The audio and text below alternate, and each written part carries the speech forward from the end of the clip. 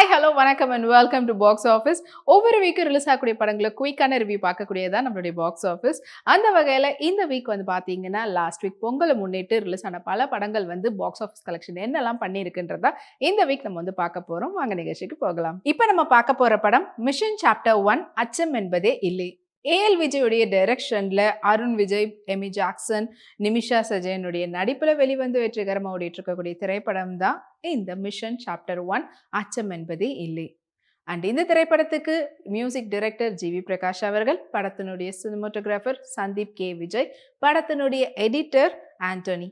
And படம் வந்து பார்த்தீங்கன்னா லாஸ்ட் இயர் வந்துட்டு கமெண்ட்ஸ் பண்ணியிருந்தாங்க. அண்ட் இது வந்து இந்தியாவில் மட்டும் இல்லாமல் லண்டன்லேயும் வந்து இந்த படத்துக்கான ஃபோட்டோகிராஃபி அண்ட் சினிமாட்டோகிராஃபி எல்லாமே வந்து ரொம்ப தத்ரூபமாக அழகாக எடுத்திருந்தாங்க. எப்பவுமே வந்துட்டு ஏஎல் விஜயோடைய திரைப்படம்னாலே அதனுடைய டோன் அண்ட் பிக்சரைசேஷனே வந்துட்டு அவ்வளவு அழகாக இருக்கும் பார்க்கறதுக்கு.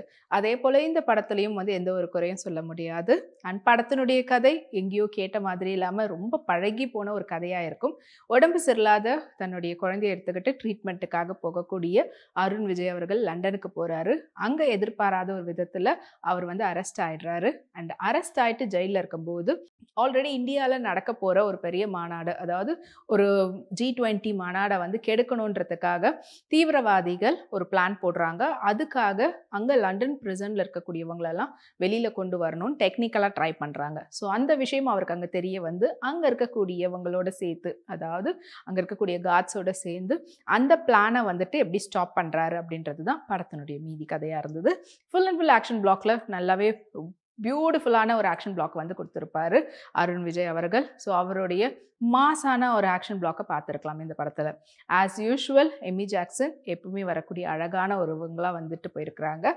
அண்ட் சின்னதாக வந்தாலும் கொஞ்சமாக வந்தாலும் நிமிஷா சஜன் அவங்களுடைய நடிப்பை ஆஸ் யூஷுவல் வெளிப்படுத்தி பின்னிப்படில் எடுத்திருக்கிறாங்க. சைல்டு ஆர்டிஸ்ட் ரியலும் அவங்களுடைய நடிப்பை பியூட்டிஃபுல்லாக கொடுத்துருப்பாங்க. ஸோ ஓவராலாக ஆக்ஷன் பிளாக்கோட படத்தை பார்க்கணும். அண்ட் ஆஸ் யூஷுவலான ஒரு இன்வெஸ்டிகேஷன் அண்ட் டெரரிஸ்ட் இதெல்லாம் சேர்ந்த ஒரு படமாக தான் கொடுத்துருந்தாங்க.